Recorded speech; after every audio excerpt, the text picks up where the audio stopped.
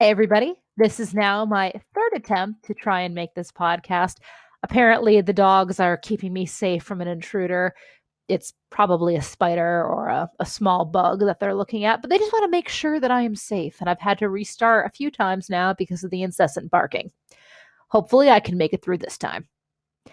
Anyway, welcome to this week's series. We are focusing on the Atlantic system in Africa between 1550 and 1800. Regions in particular, the West Indies, the Atlantic Ocean exchange between the Americas and Europe, and the continent of Africa. So let's dive in, shall we? We're focusing on African history and Afro-Eurasian connections. And what we know a lot from Afro-Eurasian connections comes from Olada Equiano. And he described his childhood growing up in Africa and what it was like to be kidnapped and to be forced to work as a slave. And he did publish his life story. We read it in class. But because of that, we have a lot of insight as to what it was like. From history and from anthropological evidence, here's some more that we do know. There was quite a bit of cultural and economic interaction between African peoples of various tribes. In the Great Lakes region, migration resulted in exchanges between Africans of different linguistic and cultural backgrounds. The Congo monarchy collapsed when invaded and torn apart by a civil war. Kimpa Vita told people of the Congo they must unite under a new king. And we read Our Kingdom is Falling Apart in a letter that was written from King Afonso to King João of Portugal. And as you guys know, Afonso was king of the Congo, and the empire was collapsing because of the Portuguese control of the slave trade. In South Africa, the Dutch and French Huguenots brought Calvinism in the 17th century. Islam provided another opportunity for global interconnections for Africa, with Sahel as a center of African Islam. Urban civilization developed along the Niger River. The Songhai Empire is one of the West African Niger River civilizations, and we will spend quite a bit of time in a later chapter talking about the Songhai. While native African economic and population centers were in the interior, European powers concentrated on the coast.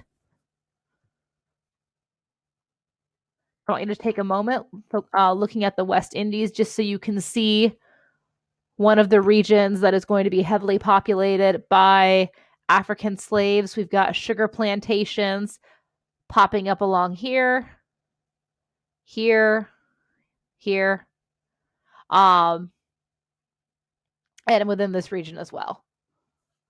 So Portuguese controlled Brazil. Obviously, the silver trade happening here. And then further down, colonization before 1650. Spanish settlers introduced sugarcane cultivation into the West Indies shortly after 1500, but they didn't do much else to actually develop the islands under their control. After 1600, the French and English developed colonies based on tobacco cultivation.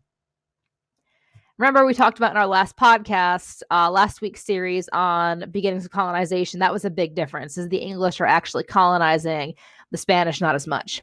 Tobacco consumption became popular in England in the early 1600s.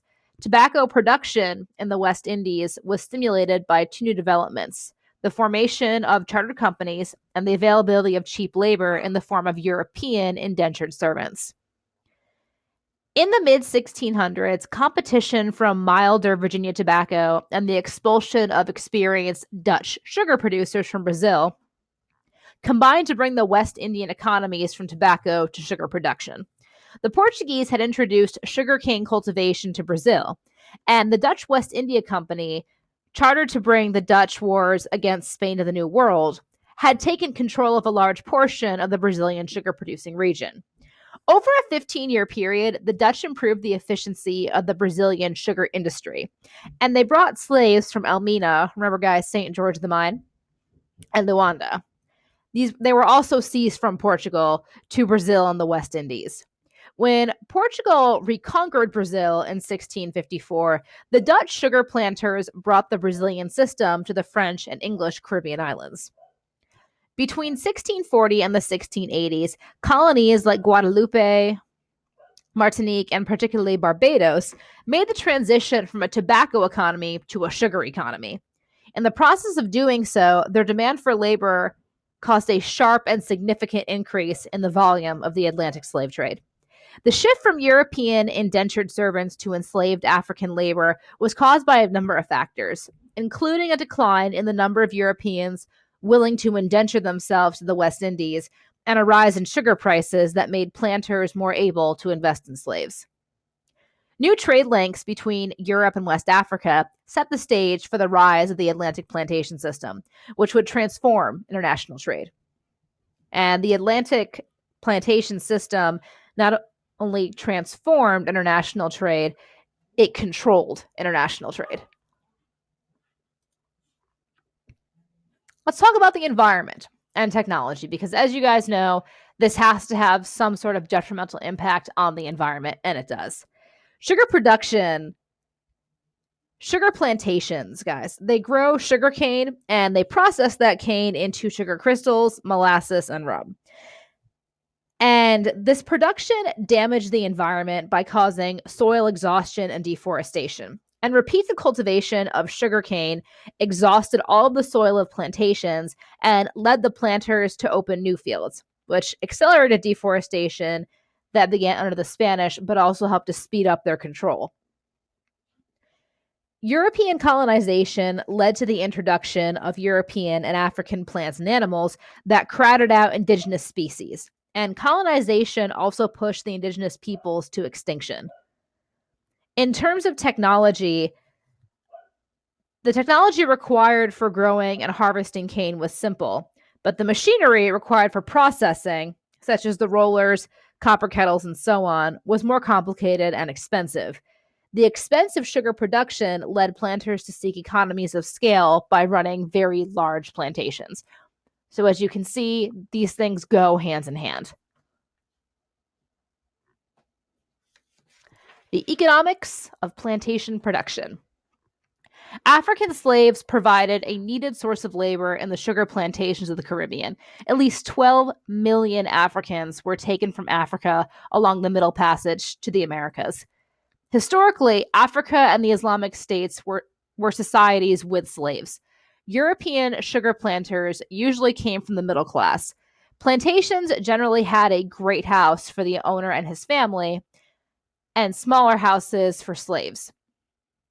The slave populations were not self-sustaining, mostly because these owners of the large plantations were only looking for male slaves.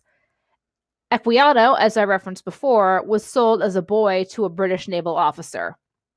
In addition to these plantations, you also have large farms in the Americas, in North America, particular Virginia and the Carolinas.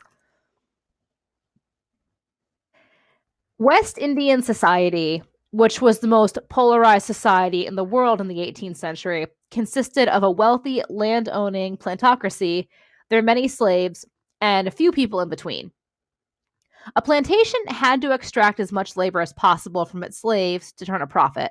Slaves were organized into gangs for field work, while those male slaves not doing field work were engaged in specialized tasks. Yeesh, that word should not be that hard. Slaves were rewarded for good work, but they were punished harshly for failure to meet their production quotas or any form of resistance whatsoever. On Sundays, slaves cultivated their own food crops and did other chores. They had very little rest and relaxation, no education, and little time or opportunity for family life. And this type of work led to the death of 1/3 of Africans. Disease, harsh working conditions, and dangerous mill machinery all contributed to a very short life expectancy of slaves in the Caribbean. Guys, we're talking 7 years. The high mortality rate added to the volume of the Atlantic slave trade, and that meant the majority of slaves on West Indian plantations were born in Africa, meaning they were kidnapped and taken away.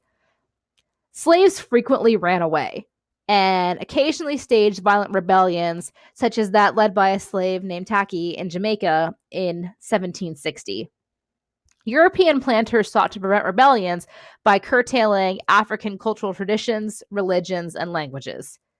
Slaves never became accepting of their condition, and resistance was very common.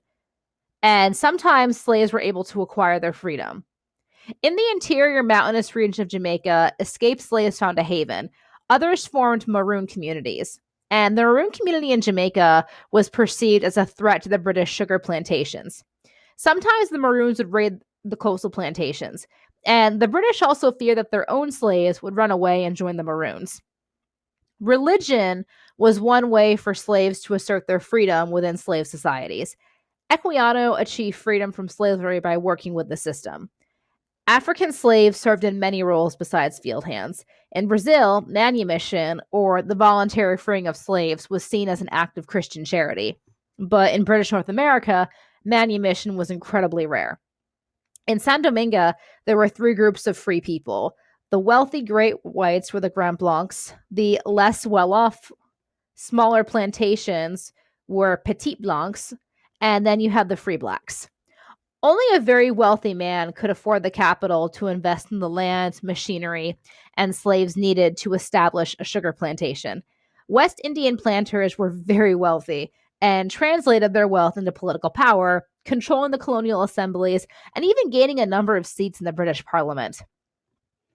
Slave owners who fathered children by female slaves often gave both the mother and child their freedom. And over this time, this practice produced a significant free black population.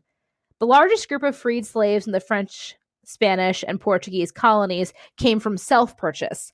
Another source for the free black population was runaway slaves, again known as Maroons.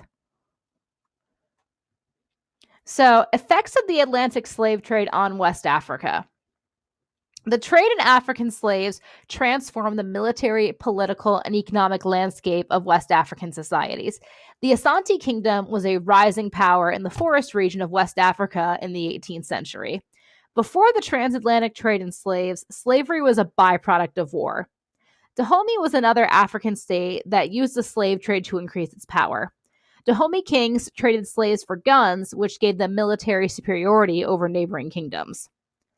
Prior to the European trade in African slaves, children were rarely enslaved. Female slaves were highly prized because they were able to give birth to children. Slave trade transformed the politics of Africa. There were some African societies that were not largely impacted by the slave trade, and those would be the societies that are closer in Central Africa, not so much along the coast.